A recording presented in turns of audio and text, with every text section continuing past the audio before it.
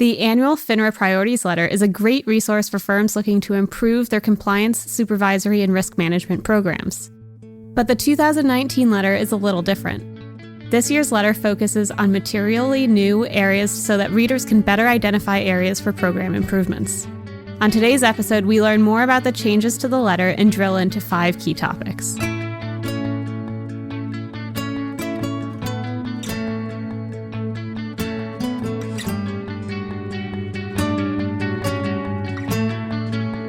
Welcome to FINRA Unscripted from New York. I'm your host, Caitlin Kiernan. I'm joined today by a trio of individuals, 2 FINRA Unscripted veterans and 1 new voice for us. For this episode, we have Bari Havlik, Executive Vice President of FINRA's Member Supervision team, Steve Polansky, a Senior Director in Member Supervision, and Gene DeMaio, Senior Vice President of Options Regulation and the Trading and Financial Compliance Program. Welcome to the show. Thanks for having me. This group is here to discuss FINRA's recently released 2019 Annual Priorities Letter. Each year, FINRA publishes this letter to highlight issues of importance to FINRA's regulatory programs. But this year's letter is a little bit different. Bari, what changed? Well, one of the first things readers will notice is that we changed the name of the letter for the first time since 2006. It's now called the Risk Monitoring and Examinations Priority Letter. And that's really to reflect the fact that not only do we conduct examinations, but we do a lot of ongoing risk monitoring. So it's reflecting both of those major components of the work that we do. The second thing that's changed is we made the letter a little bit shorter. And it's shorter because we focused on the areas that are truly new priorities for us. I've received a fair amount of feedback, and I know in my prior role, I would occasionally think, wow, yeah, that's obvious. We know FINRA's always going to focus on suitability issues. We know FINRA's always going to focus on supervision, variable annuities, complex products, things like that. So I've heard a lot of members give us feedback that they'd really like the letter to just focus on what's new. So that's what we've done. And while we're focusing on what's new, I would emphasize that firms still focus on those priorities, like those that I just mentioned. So we list those in the beginning of the report. Doesn't mean they're any less important. It just means we're always going to be focused on those areas.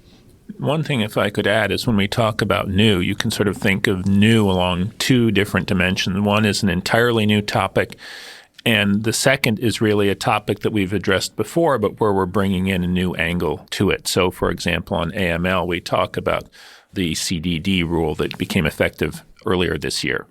So there are those sort of 2 aspects of what's new. Steve, while you have the floor, it's a big change, but it's also not the first time that we've changed the structure of this letter. How else has it evolved over time? One of the changes we made in the past was to structure the letter around different risk groupings. Prior to that, the letter looked a little bit like a compilation of each FINRA department, so you could pretty clearly say which issue was from which department. But that resulted in overlap when, for instance, Market Reg and ROAR were looking at something that was typically sort of an operational risk. And then the same topic would appear in 2 places in the letter, and it didn't really make a lot of sense. So we tried to restructure the letter around risk groupings. Does that still hold true with the new layout? It does, yes. So for this episode of FINRA Unscripted, we were going to delve into just a few of the topics in this year's letter. We don't have time for them all, so you'll have to read the full thing for that. But one of the things that's new in this letter is fixed income markup disclosure. This one has a clear reason for being added to the list of priorities due to some new rules that went into effect last May. But let's get a quick overview. What will we be looking for when it comes to markup or markdown disclosure obligations, Steve? Well, at a high level, we're going to be obviously looking for firms' compliance with the rule. And that really goes to the types of information that firms need to disclose on their confirmations. So that information includes the markup or markdown for principal trades with retail customers that a firm offsets on the same day with other principal trades in the same security. The disclosed markups and markdowns must be expressed as both a total dollar amount of the transaction and a percentage of prevailing market price, or PMP. In addition, for all retail customer trades and corporate agency and municipal debt securities, Firms must disclose on the confirmation the time of execution and a security-specific link to the FINRA or MSRB website where additional information about the transaction is available. Just in terms of what we've seen in the examination findings report, we discussed some of the challenges firms have faced in complying with the rules. And some of the things we've seen are traders not entering all the required information, such as the PMP, into the firm's order entry systems, and that results in the firms not calculating the markup or markdown properly. Sometimes the firms have adjusted the PMP in ways that are not consistent with the rule. And in some cases, firms did not provide disclosures to certain customers because the firm identified those accounts as institutional, even though they did not meet the definition of institutional customers. And is there any way for firms to evaluate their own compliance before a FINRA exam team comes in? Yes, there are. FINRA has provided some FAQs that can be a good starting point for firms to look at. They should review the rule and their WSPs and make sure their WSPs are capturing all the nuances of the rule that are relevant to their business. A reasonable process then also would be for firms to look at the actual disclosures that they make and check them to see if those confirmations themselves comply with the various obligations of the rule depending on the type of security the customers to whom the disclosure is made. I would add that in addition to the WSPs, to Steve's point, it's really looking at the controls they have in place to make sure the WSPs are actually effective. So I would encourage firms to double check both. So another topic in the letter this year is a popular one, and that's digital assets. So last year's letter had a section on initial coin offerings and cryptocurrencies. This year, that's evolved to supervision of business around digital assets. Bari, maybe you can take this one. How much interest is FINRA seeing among firms in participating in activities around digital assets? I think it's a mix. We see some firms that are very focused on it. Other firms are just barely dipping their toe in the water. They're being cautious and trying to figure out what others are doing in that space. So it is a little bit of a mixed bag. What I would encourage firms to do if they do want to get into the space, whether it's their primary business or it's in addition to their current business, and that is to really understand how they are going to apply the current rules and regulations to these new activities and be able to show how they comply with these existing requirements. So the letter phrases it as supervision of digital assets business. But how can a firm determine if it's just a digital asset or a digital security?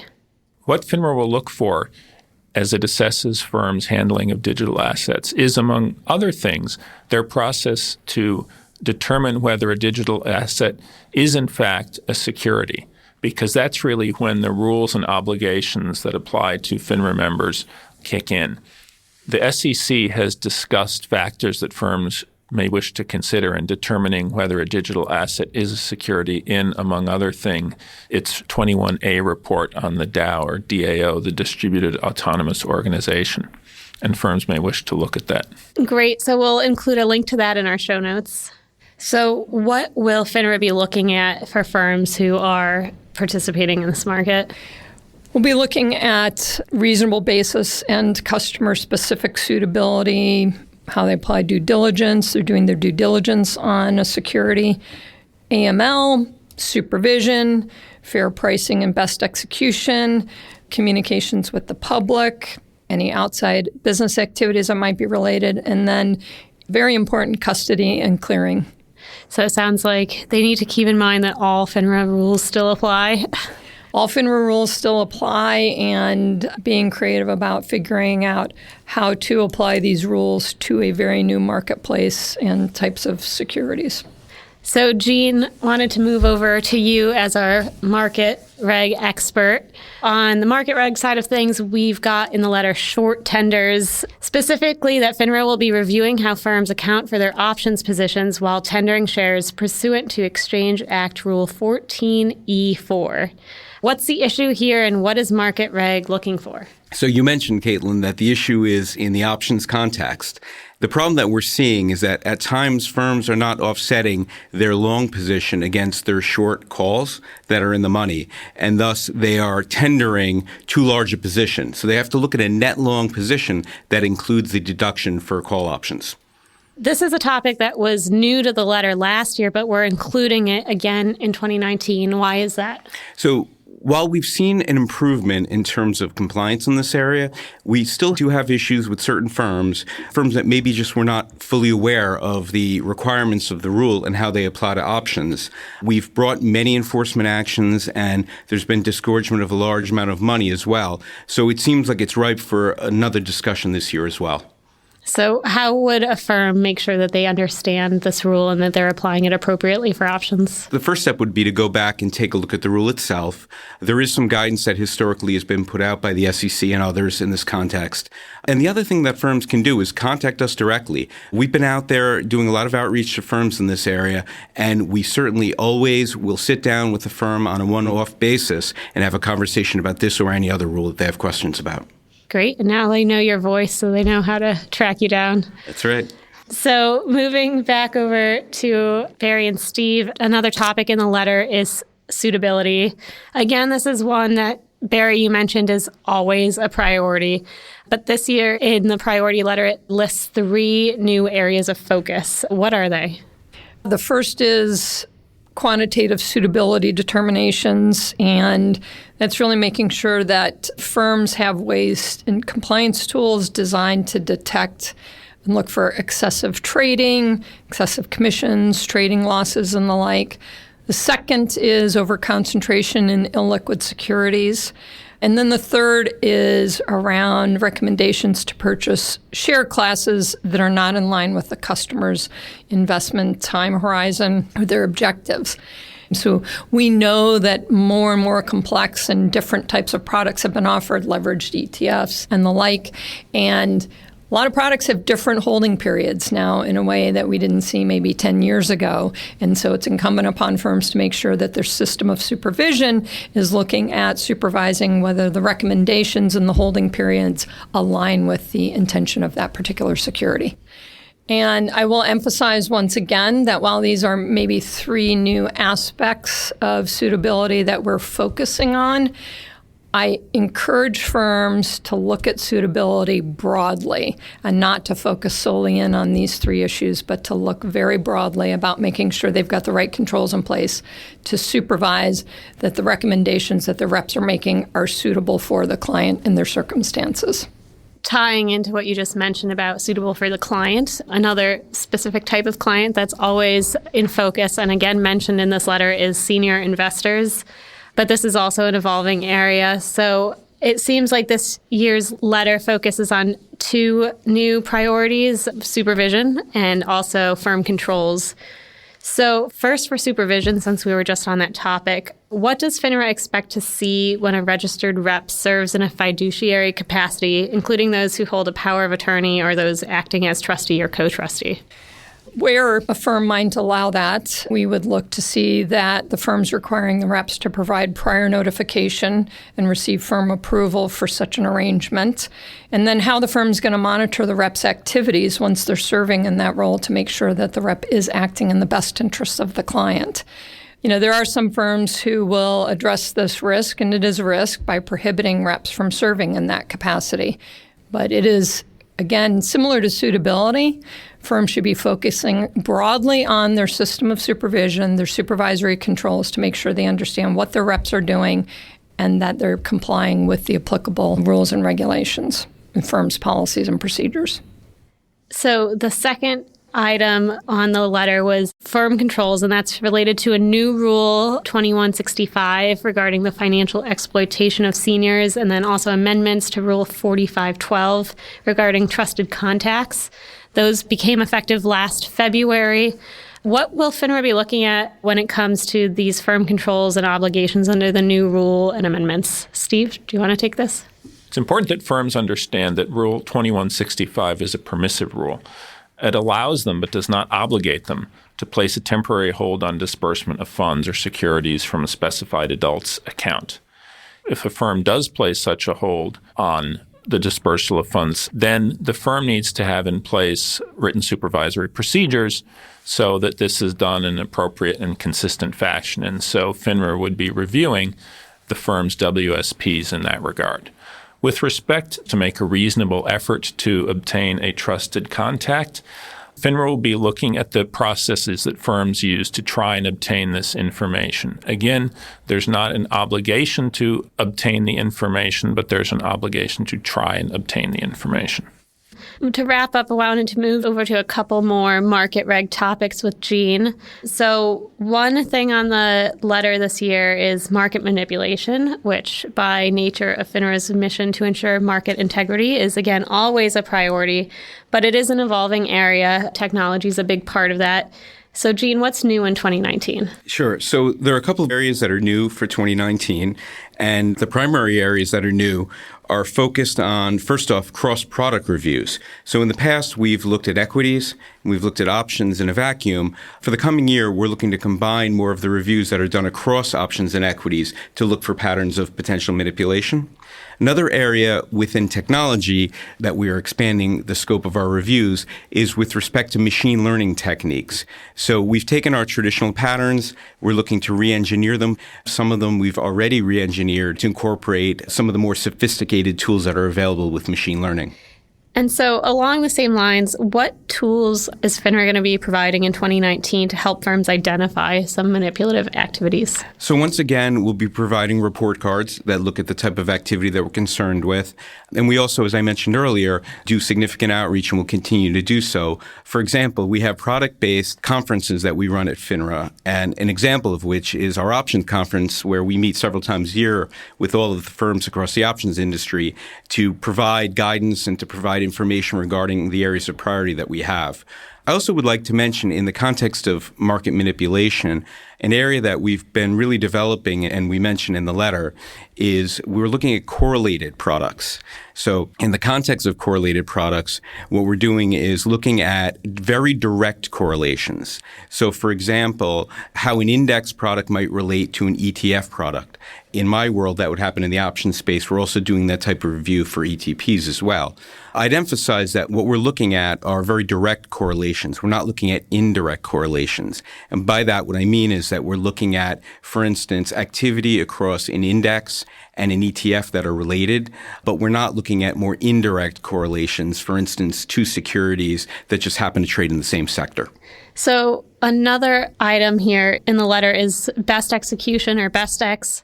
This remains in the report because it remains a problem. The 2018 exam findings report notes some firms did not comply with the FINRA rule because they relied upon a deficient, regular, and rigorous review of customer order execution quality.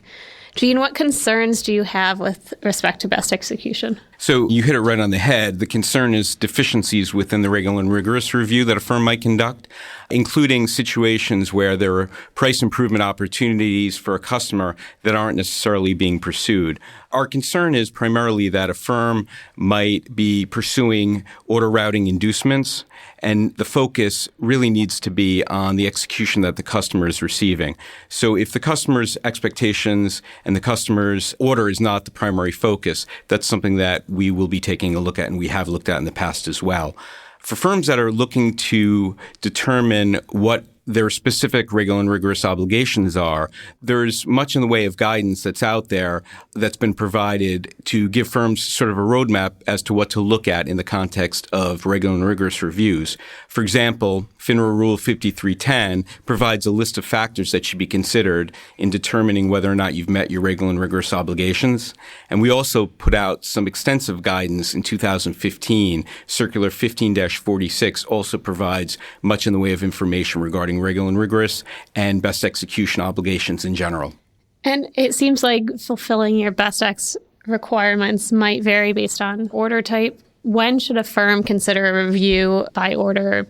Sure. An order-by-order review is something that should be considered when there's large orders that are at issue. So if a firm is routing or internally executing a large-size order, regular and rigorous may not be enough.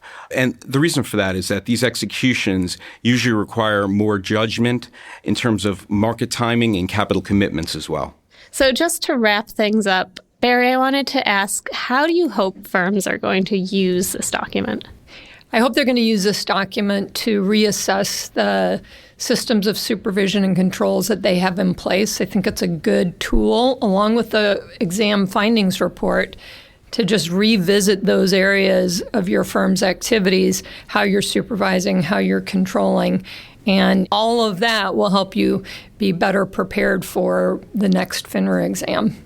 So that was just a few areas, many more in the priorities letter for 2019. So we encourage listeners to check out the full letter for the rest, but that's all we have time for. Bari, Gene, Steve, thanks for joining me. From New York, I'm your host, Caitlin Kiernan. If you have any questions for future guests or ideas for future episodes, let us know. You can email us at finraunscripted@finra.org. Until next time.